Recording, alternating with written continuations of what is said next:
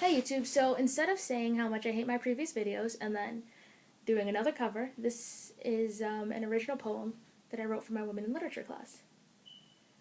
It's about the inequalities between men and women, creatively named Inequalities. 1. She's a hoe, he's a playa. She's a bitch, he's just the boss. She shows her body and is labeled promiscuous. He shows his and is simply dismissed. Her feet are bound while his roam free. She tends the children while he makes the money.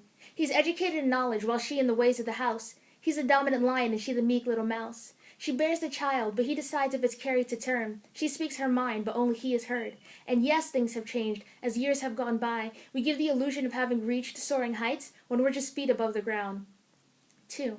A guy cannot be raped, but if she is, some say it's her fault. And a guy cannot be abused, but a woman can. They're weak and small. For the same work, she is paid less, regardless of which sex works best. And she's a saint until it's broken, while he's encouraged to keep on poking.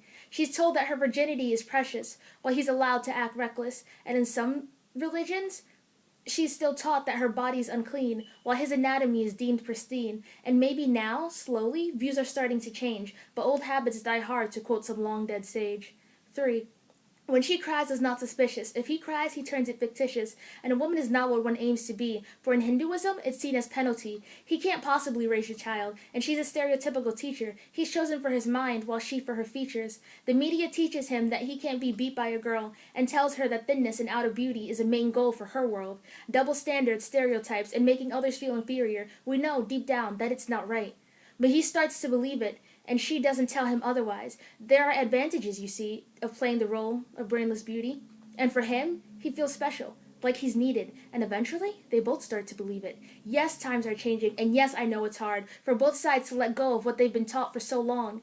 And maybe all that I've stated is no longer widespread truth, but it's still believed by many who refuse to bow to proof.